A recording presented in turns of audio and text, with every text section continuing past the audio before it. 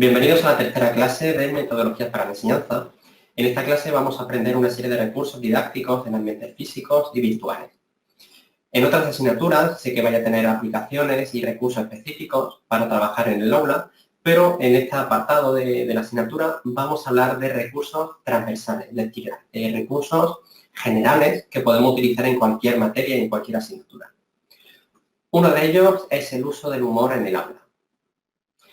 Como pongo aquí, enseñar implica emocionar. Y cuando utilizamos el humor, estamos emocionando al público en cierta manera.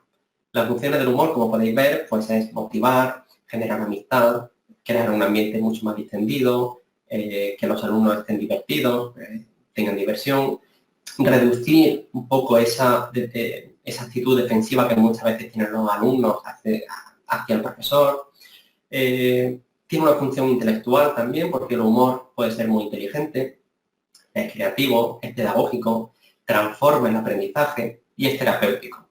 Y además tiene una serie de efectos, y es que facilita la comprensión, favorece la creatividad, transmite ilusión, hace que las clases sean mucho más amenas y ligeras, y se ha visto que hay una relación directa entre utilizar el humor en clase y obtener unas calificaciones bastante mejores.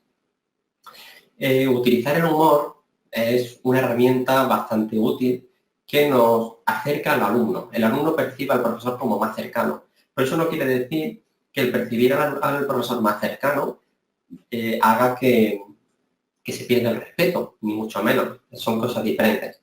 Hay muchos profesores que tienen miedo a utilizar el humor por si les pierden el respeto, pero nada más lejos de la realidad. Acercar al alumno, al profesor, hace que haya una relación de mucho más tranquilidad, que esté más relajado en clase, que esté más motivado, más implicado.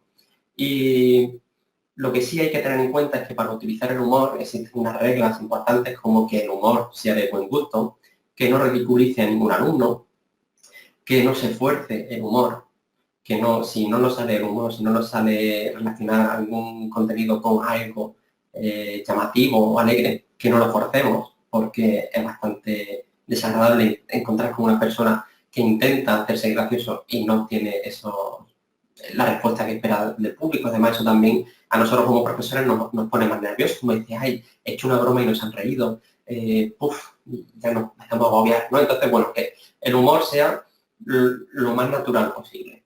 Y si se utiliza, si se tiene, que se utilice porque genera muchos beneficios en la educación. Por otro lado, otra rutina, otra herramienta así transversal que podemos utilizar son los descansos cerebrales. Estos son actividades que despejan la mente después de una actividad o que favorecen el cerebro al aprendizaje. Como ventajas, podemos ver que favorece la memoria, la concentración y la flexibilidad, mejora los resultados académicos, alivia el estrés y además trabaja con la atención sostenida. Esto la mayoría de profesores no lo tenemos en cuenta, pero si nos fijamos en la tabla, vemos que los alumnos de primaria, entre 6 y 12 años, son capaces de mantener una atención solamente durante 8 y 12 minutos. Si estamos soltando el rollo durante 15, 20 o media hora, la atención se ha perdido. Igual ocurre con los alumnos de secundaria, que no son capaces de mantener esta atención entre más de 10 y 15 minutos. Por eso viene bien utilizar unas actividades que sirvan como ruptura a esa clase, que rompan con esa monotonía, actividades que los descoloquen un poco y que los predispongan a seguir adelante con la clase. Dependiendo de lo que queramos conseguir en estos alumnos, pues podemos utilizar unas clases u otras, ¿vale? Una actividad u otra. Como por ejemplo, si queremos que se relajen, pues podemos ponerlos por pareja y que se den un masaje, o podemos pedirle que no hagan nada durante 2 minutos, o adjunto en el PDF un enlace donde podéis entrar a una página que favorece esta actividad. Si lo que queremos es favorecer la concentración, pues podemos hacer una práctica de yoga, con algunas posturas para que tomen conciencia del cuerpo. Si lo que queremos es liberar la mente después de una clase demasiado densa, pues podemos utilizar la actividad que os detallo en el PDF, que son las hojas de papel o el índice pulgar.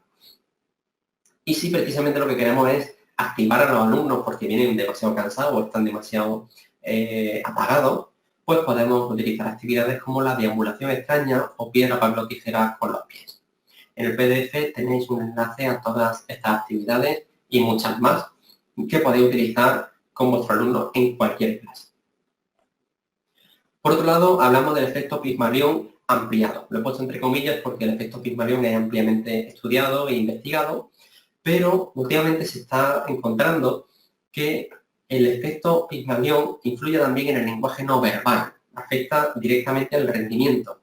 Y es que no solo influye en cómo nosotros tratamos a un alumno, sino a lo mejor también cómo lo miramos o cómo como que nuestro lenguaje no verbal también afecta directamente a la manera en la que el alumno aprende y sobre todo en cómo interpreta que está aprendiendo ese contenido, ¿vale? Si nosotros le damos una mirada de aprobación, le reforzaremos su autoconcepto, su autoestima, y el alumno se sentirá más eficaz para solucionar, por ejemplo, problemas de matemáticas o para analizar un texto o lo que sea.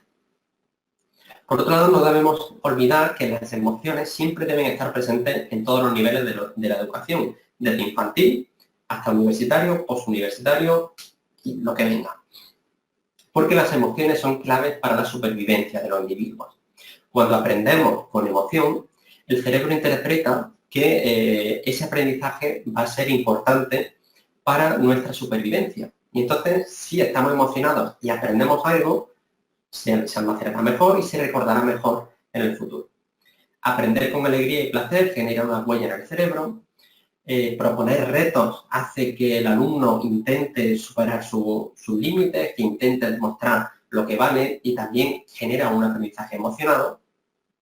Y bueno, tenemos que tener en cuenta que el principal aliado de la educación es el placer. Si estamos aprendiendo de manera agradable, bueno, tendremos al alumno mucho más motivado, mucho más atento y con muchas más ganas de aprender que si lo tenemos con miedo, si lo tenemos cohibido, si no le dejamos expresar sus emociones o sus necesidades, o si no le permitimos exponer sus dudas, etc.